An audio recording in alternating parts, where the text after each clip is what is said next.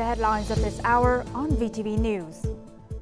Prime Minister's working trips to Australia, New Zealand wrap up successfully. And efforts made to disperse $486 billion credit package. In our world news, China, Russia, Iran hold joint naval drills.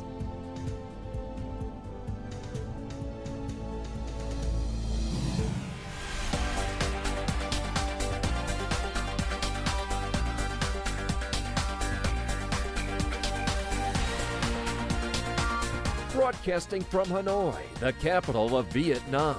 VTV News starts right now. Hello, it is 8 a.m. local time and you're watching VTV News. I'm Nguyen with the top stories. State President Võ Văn Thưởng received Pakistani Ambassador Samina Mehtab in Hanoi on March 12, congratulating the outgoing diplomat on her excellent fulfillment of tasks in Vietnam.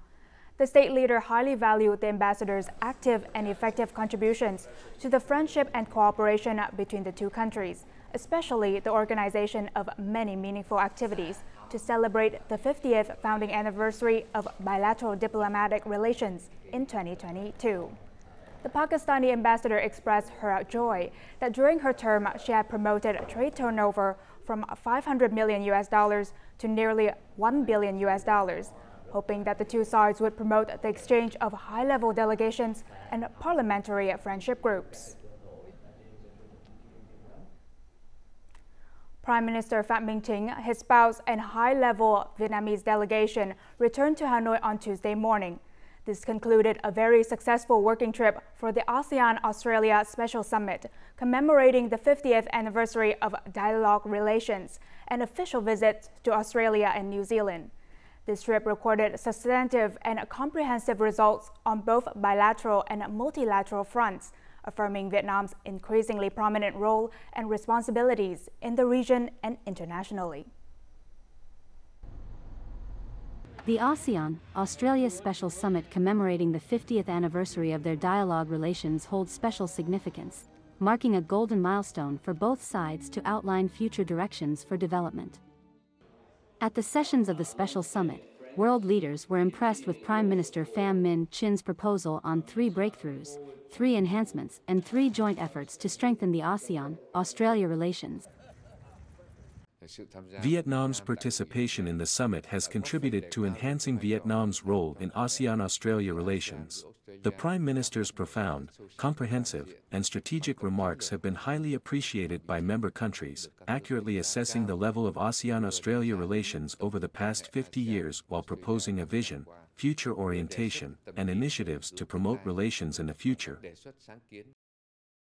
The highlight of the visit was Prime Minister Pham Minh Chin and his Australian counterpart Anthony Albanese's joint announcement, elevating the Vietnam-Australia relationship to a comprehensive strategic partnership. During the visit, the Prime Minister also had meetings with senior Australian leaders, including Australia's Prime Minister, Governor-General, President of the Senate, Deputy Speaker of the House of Representatives, and leaders of the Liberal Party. Well, the relationship with Vietnam is very important to Australia, and so we have been delighted to host an official guest of government visit for Prime Minister Chin and a very large delegation from his government. And I have seen the affection with which this delegation has been met in Australia by government and by the Australian public. It is a landmark in our relationship that we are able to upgrade our relationship. One of the highlights of the Prime Minister's visit to Australia and New Zealand was further promoting cooperation between Vietnam and both countries in education, training, labor, and high-quality human resource development. The Vietnamese leader emphasized this cooperation in all meetings with the leaders of both countries. Vietnam hopes that Australia and New Zealand will continue to invest in education in Vietnam, opening more branches and training programs with non-profit objectives. In addition, we hope to see more scholarships, priority training for doctoral students, and training for students in fields where Vietnam has demand. The ever-growing partnership between Australia and Vietnam provides immense opportunities for higher education institutions like RMIT. We've been in Vietnam for over 23 years, As the first and largest international university in Vietnam, we are uniquely placed to help our two countries work towards mutually beneficial goals. During the working trip, Prime Minister Pham Minh Chinh had several meetings to promote cooperation with leading global enterprises, conglomerates, and both countries to boost and expand investment and cooperation with Vietnam. You know, New Zealand business is really excited about the opportunity in Vietnam. You know, what we know is it's a country in Asia alongside China, but that has grown more than any others in terms of its GDP. It's now got some really brilliant things happening, whether it's in manufacturing or technology. As an overseas Vietnamese in Australia, I take great pride in elevating Vietnam-Australia relations to a comprehensive strategic partnership. I hope this will open new opportunities for the Vietnamese communities here. The Prime Minister's successful working trip continues to affirm Vietnam's responsibility towards regional and international issues and promote the country's position and role in ASEAN.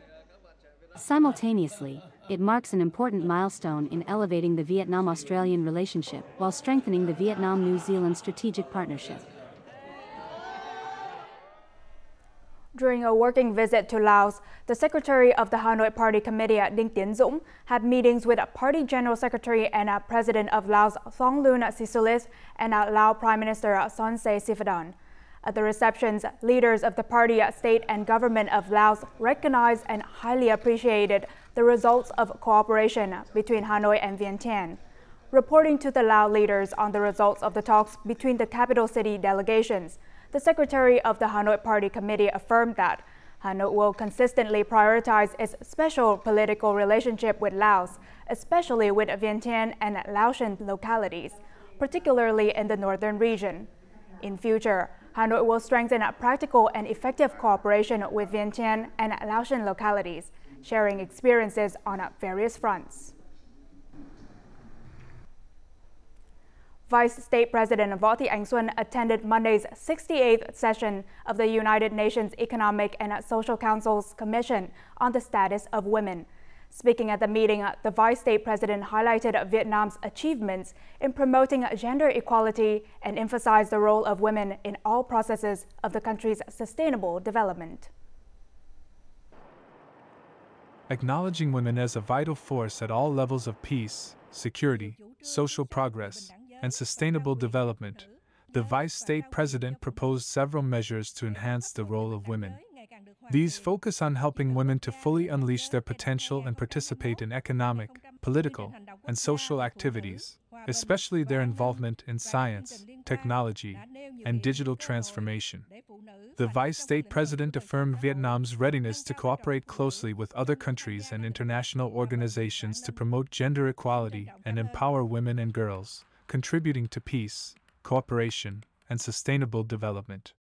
During the conference, she had bilateral meetings with Switzerland's president, Latvia's prime minister, the UNDP administrator, and the mayor of New York. At these meetings, the vice president and the partners expressed their desire to promote further trade, investment, education, science, technology, and human resources cooperation. The vice state leader also visited and expressed condolences to the family of Merle Radner, a loyal friend of Vietnam and an activist, and laid a wreath at the memorial for the victims of the 2001 terrorist attacks. She also visited Columbia University and met with officials and staff of Vietnamese missions and agencies in New York. Meeting with representatives of more than 90 large Northern European corporations and businesses that are planning to cooperate and develop with Vietnam in many fields. Deputy Prime Minister Trần Lưu Quang emphasized that with the spirit of harmonious benefits share risk, the Vietnamese government will always accompany and create favorable conditions for businesses from the Northern European region to invest successfully in Vietnam. It is hoped that with their experience and reputation, Northern European businesses will expand their investments in areas where businesses have many strengths and that Vietnam has needs.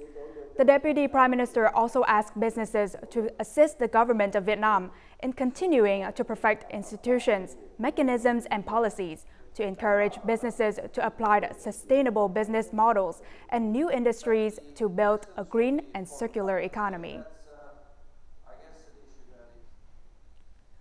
The construction industry in Vietnam is thriving, driven by rapid urbanization, infrastructure development, and increasing demand for modern commercial and residential spaces. More policies in Vietnam now encourage the adoption of advanced technology and sustainable quality standards in construction. That, coupled with the country's strategic position, brings increasingly attractive prospects for international investors, including Belgian enterprises in the Vietnamese market. With over a decade of engagement in the Vietnamese market, these Belgian enterprises plan to expand their activities in green and sustainable projects in Vietnam. What we see is that there is a growing market in the industrial buildings. There's a lot of manufacturing coming to Vietnam. We see also that the middle class is growing as well, which is also bringing a lot of advantages in terms of how do we shape and develop our cities. Educational museum projects, so we have a quite wide portfolio. We use all sorts of software to measure and to calculate heat load performance onto buildings, which we then implement to come up with suitable design solutions that find a good fit or a good balance. The scale and green development trend of the construction market in Vietnam are driving Belgian enterprises to expand their activities. These enterprises are also actively connecting with more Belgian investors to participate in investments in the Vietnamese market. 15 years ago, it was a topic that was not on the agenda, green design, and now it's a topic which is everywhere in Vietnam. Exchange information, exchange the knowledge, so that other Belgian companies can learn about. Belgian companies has the advantage that they are flexible, and we are specialized in delivering added value in the construction world. Added value means then that you are looking to really specialism like green buildings, green housing. Green development and emission reduction are trends in many sectors of Vietnam's economy, including the construction industry. This is driving Belgian enterprises to enhance cooperation with Vietnamese enterprises and apply advanced technology and energy-saving methods in smart infrastructure construction projects in the coming years. Coming up next on VTV News. Efforts made to disperse $486 billion credit package. And Vietnam releases a Provincial Innovation Index for the first time.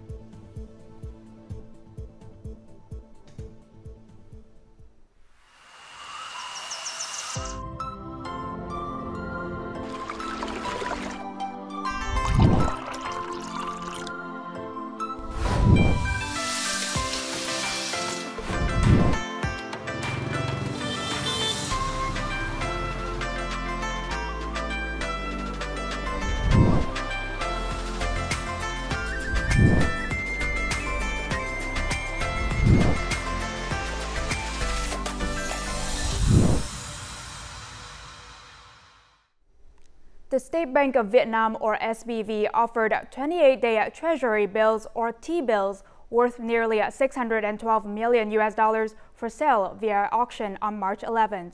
This is part of the central bank's efforts to stabilize the US dollars to VND exchange rate and address the issue of excess capital.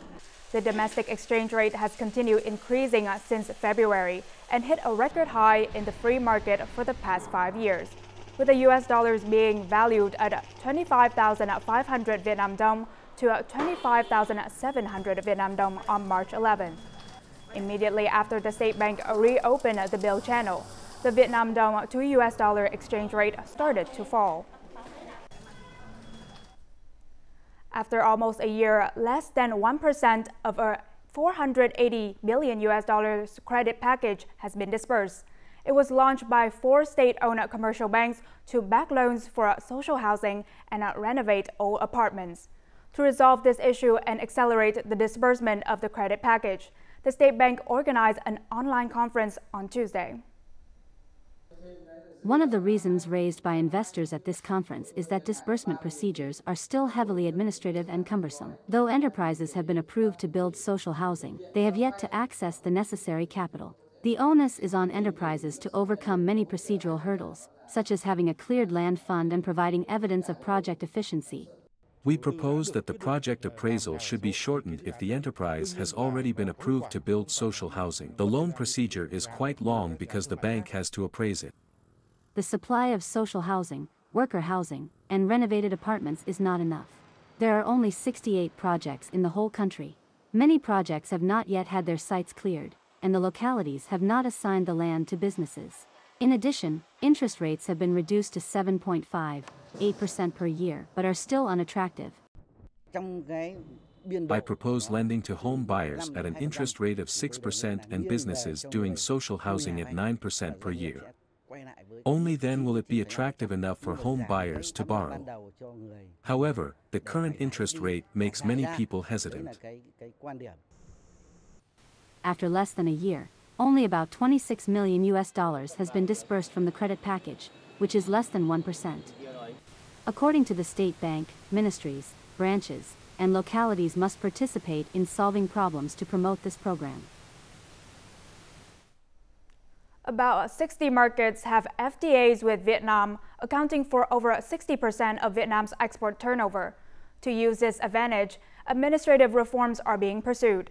Specifically, the procedure for issuing a certificate of origin or a CO is the basis for enjoying trade incentives. With up to 7,000 documents per day, successfully issuing two-way electronic COs between Vietnam and neighboring countries is an effort to create favorable conditions for export growth. With a certificate of origin, conducting paper-based procedures takes the exporting business about 1 day in Vietnam and 3 to 5 days to transfer the documents abroad. An electronic certificate of origin reduces the time to only 2 hours, and partners can receive it immediately. Since using this online public service, businesses have saved a lot of resources. Once we complete the form, our international partners can immediately pass it on. We don't have to send the original version from Vietnam, which saves customers printing and shipping costs. CO issuance is a public service involving the largest number of documents. Therefore, the Ministry of Industry and Trade has adopted online processing so that businesses can benefit as soon as possible, thereby promoting trade. This procedure is also constantly being improved. 11 CO forms have had results printed directly on A4 paper. Customs in partner countries can check these results through the QR code system printed directly on the results. There are 14 CO forms that businesses do not need to receive results on. Trading partners believe that eliminating administrative procedures will reduce businesses' costs and time, so they promote trading between partners. The time and procedures for issuing COs are easy to access for businesses that both export and import to enjoy import tax rates under the free trade agreement between our two countries. Strengthening administrative procedures on electronic platforms is an effective way to improve the business environment. Upgrading the quality and increasing the quantity of electronic documents are goals that many ministries and branches strive for. The Ministry of Science and Technology, or MST, on March 12 released the Provincial Innovation Index, or PII 2023, the first of its kind so far. The index aims to provide a general phenomena of each provincial-level locality's socio-economic development model based on science, technology, and innovation. It identifies the strong and weak points, potential factors, and necessary conditions for boosting each locality's science, technology, and innovation-based development. PII is expected to help investors learn about investment climate, conditions, and resources for production and business activities in different localities. Among the 10 localities achieving the highest innovation index in the country, Hanoi is the locality with the top results. Last week, music fans globally focused on the Eras Tour by American singer Taylor Swift, hosted in Singapore. Many fans were ready to spend considerably to travel to Singapore and attend the concert. The success of these music events provides insights for developing the music industry in Asian countries, such as Vietnam. This fan spent nearly $1,000 to see her idol, Taylor Swift, perform in Singapore. She was among the 360,000 fans who attended the concert. The concert ticket cost over $600. My accommodation was nearly $61 per person per night. The round-trip airfare, including luggage, was $162. In 2023, Hanoi was selected as the venue for the K-pop girl group Blackpink's music show. The event attracted 70,000 spectators and generated $25.6 million in revenue for the capital city. Experts suggest that, as Singapore has done, it is necessary to establish a mechanism to proactively invite artists and organize cultural events. Recognizing the benefits that Taylor Swift music tours could bring, Singapore Minister for Community, Culture and Youth immediately invited the American singer and struck a deal. The Singaporean government acted with a great comparativeness akin to a business. International music events in Vietnam primarily generate revenue for international partners, rather than the country itself. A comprehensive ecosystem is needed to support these events in Vietnam. If there is a clear mechanism and roadmap, investment will be thoroughly made. The cultural industry should be regarded as a sector for investment. Then we can call for PPP investment. The performing arts sector aims to generate revenue of approximately $31 million by 2030. For this goal to be realized, it's crucial that the industry be acknowledged and professionally managed as an economic sector. This strategy will also help in promoting the national image and culture. Vietnam, home to about 16% of the world's species, ranks 14th among the most biodiverse countries globally. It's one of the 3 Southeast Asian countries with the highest biodiversity of flora and fauna.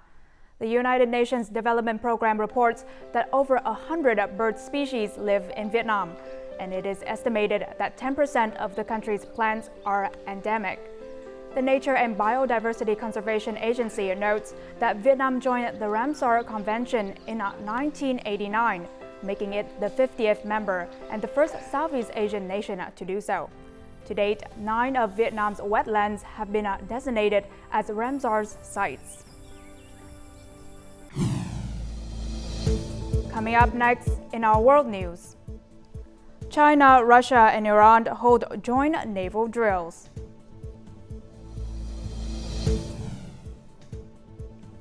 And Ukraine begins negotiations to resume international flights with the EU and US. Now moving on to our world news. China, Russia and Iran kicked off a joint military exercise in the Gulf of Oman on Monday to jointly safeguard regional maritime security.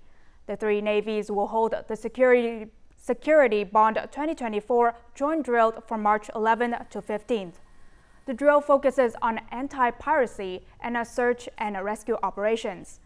China sent 3 ships, including the guided missile destroyer Urumqi, while Iran sent more than 10 ships to participate in the exercise.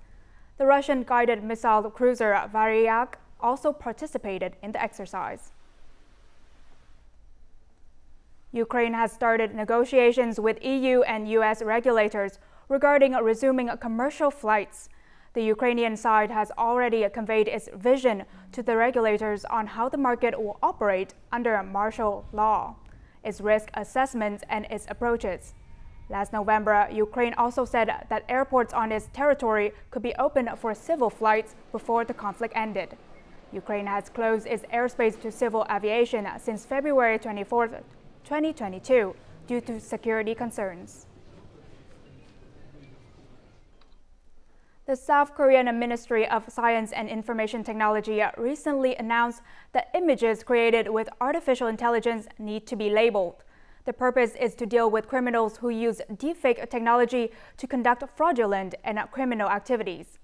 Labeling AI-generated images is required to help differentiate them from other types of images. At the same time, measures need to be taken to limit the use of deepfake images for criminal purposes. The South Korean government continues developing and strengthening measures to deal with criminals using deepfake technology. 5 therapy dogs have been roaming the corridors of Istanbul airport for the last month, searching for stressed passengers who need to calm their nerves before they board their flight. The dogs are on duty in the international departures area during the day, especially during peak flight hours. More in the following story. Stressed before a big flight? Therapy dogs are now on hand at Istanbul airport to help calm the nerves of tense travelers. The airport has been running the program for the past month to help reduce stress and anxiety among passengers passing through its terminals. Passengers can interact with the dogs while walking around the airport with their trainers. Oh, it's a relax for me. I love animals. It's very good.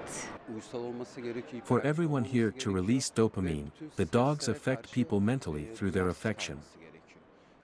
Traveling can induce stress, and IGA Istanbul Airport is dedicated to creating a serene and pleasant environment for passengers.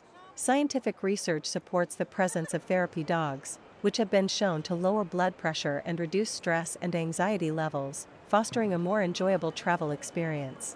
They aim for passengers to depart the airport with positive and memorable experiences.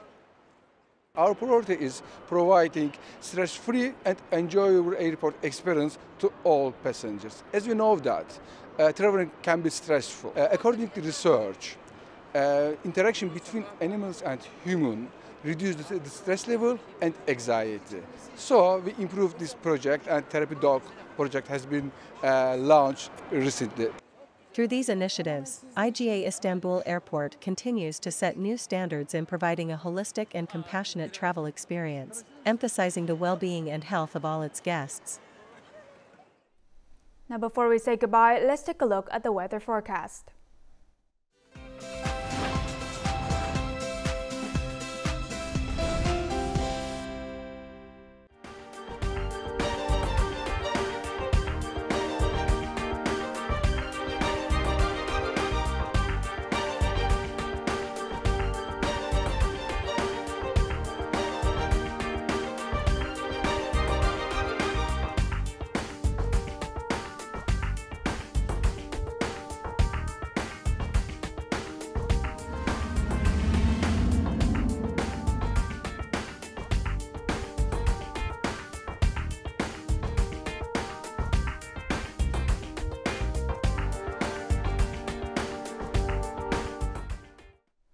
And that's all the news we have for this hour. To rewatch our program, you can download our mobile app at VTVgo or check out our YouTube channel, VTV4Go. Thank you for watching and see you next time.